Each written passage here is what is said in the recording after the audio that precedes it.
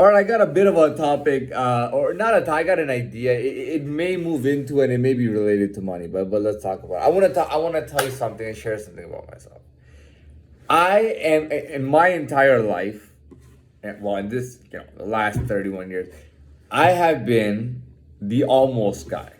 I have been the almost guy from the beginning. I'm not joking about that. I have literally been the almost guy since I was born. I was born and I was already the almost guy. Okay, like as a baby, it was, oh, don't you worry, things are about to get really good for you. Okay, we're gonna be in a better situation. You're gonna get everything you need. Okay, when I started preschool, they started me off in actual private school, like a nice private school, not like like it was an actual nice private school where you wore uniforms, and it was a nice school. And to be very honest, I didn't do anything. I didn't learn anything outside of there other than actual math and the English and things like that. I did not study a second of anything outside of that. All right. So that I was the almost kid, and I've always been the almost. I've almost done everything. I'm 3 4 years old. I'm getting promised that things are about to get really good. Money's not an issue. You're gonna get this. You're gonna get that. Hey, somebody, bring him this. Bring him that. Bring him all this stuff. And I'll be honest, as they would literally joke sometimes. One day, so all those the private school, all that, everything fell off. By the way, everything fell off, right? And getting promised this 1 second, now this person has lost their job, right? So we're getting promised all this stuff, and now the person doesn't have their job. All right, so we're going into hard times now. Remember going to elementary school? One of the guys in the house, he had a buddy, and he said, look, I'm coming from work or I'm busy or something. Can you go pick him up from school? I was maybe 7 or 8 years old, and he came to pick me up. It was like a maybe 10 minute walk from the school to the house, but I was maybe 7 years old. So he came to pick me up, and he put me on his shoulders. And in the entire time walking back, he sang a song called Royalty. He said, do you know this song? I said, yeah, I'll sing it for you. And the song was called Royalty, but it was by, I forgot who the rapper was, but I remember watching the music video at the time. I think it was a Toronto rapper who was actually a bit recognized. And he sang that. So he put me on his shoulder and he was singing Royalty. Okay, because they all did always feel that people would see me and think that is he possibly from some kind of royalty, because and by the way, every single person knew that I was not related to the family. It was the most obvious thing in the world. It was the biggest joke that was made away from my ears, though there were times when somebody would walk up and say, that's not your child. No, that's not your child. Well, where's his mom from? You know what I mean? They start asking questions. And these guys would get embarrassed and start laughing. The parents, they would laugh. They wouldn't say anything. They would just be like, because they knew that it was so obvious that I was not their child. And that I did not belong to that family. It was almost a kind of thing where someone would pressure the parent that you have to treat this kid a certain way. You have to teach him this, you have to teach him that, you teach him this religion, teach him that. And they would and they would tell them in private, listen, that we're not his parents. The other kids, we tell them what to do. We make them go do this religious stuff. We tell them to do this. We tell them to do that. They get disciplined all the time and everything. But this one is not my child. I don't feel comfortable telling him to do this and do that. And I can't treat him like the other kids because he's not my child. And I know it. And I'm pretty goddamn sure that this kid, in the back of his head, he is thinking that, this is not my family at all.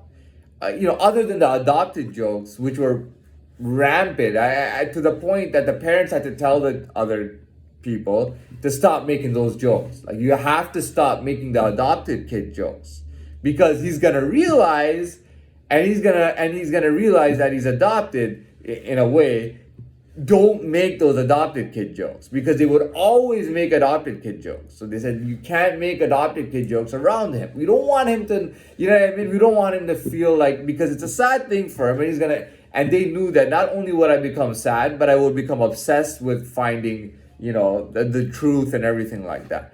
They knew that I was the type of kid, if I suspected something, if the suspicion came into my mind, that investigatory part of it would begin. You know what I mean? To find out. And then even when I got older, somebody would tell me flat out, man, dude, those are not your parents. You have parents who you actually look like. Those are not your family, man. You know what I mean? Let's get back to the point. I was the almost guy. Okay, I go to this elementary school now. This, the jobs lost, everything. So I go to this public elementary school, and they're talking about putting me in they called it the genius class or the advanced class. It was one small specific class for all the like talented or gifted children who were very smart. So they were talking about putting me in that class. And this is the way it started, by the way. They started by putting me in ESL, which is English as a Second Language class. And what did she say when we were getting registered? I think it was a principal or somebody. And she says to me, she goes, well, there's a lot of Arabs in the English for Second Language class, and it'll be good for you. And I go to her, I go, dude, I don't need English as a second language. Like, I grew up in the States and everything. English was my first language before I learned another language. Like, any other language I learned was after English. She goes, no, just try it out. They put me in that class. So we started doing computerized testing and stuff. And I was just scoring everything out of the ballpark. They're like, dude, this kid is scoring higher than the higher grades of the regular kids. Why is he in? So they took me out of that class and they put me in a regular class. Then there were talks about, so the teacher was trying to get me put in the advanced or the genius class or whatever. I didn't want to join them because there was a lot of not jealousy, but there was a lot of hate from kids. Who are them, the special kid? They would always talk shit about them. Who are these kids? They think they're the special kids and blah, blah. And most of them were quite privileged. But I didn't want to get put in there because I didn't want to be in that group when that's the way they're talking about them. So I didn't get put in there, which I was glad about. I go to 6th grade and there's a teacher saying that you're too smart and you need to be skipped ahead. You need to skip a grade and get ahead.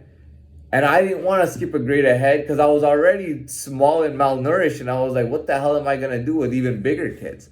These kids I can still hang with. What am I going to do when they put me with all these bigger kids? So I didn't want to do it. I antied it and I didn't get put in there. What other almost moments that I have? For a while, it just got depressing. I got to tell you, man. I had a lot of, I'm not going to talk about other almost moments, but I was almost guy. I turned 19 and I get my own apartment.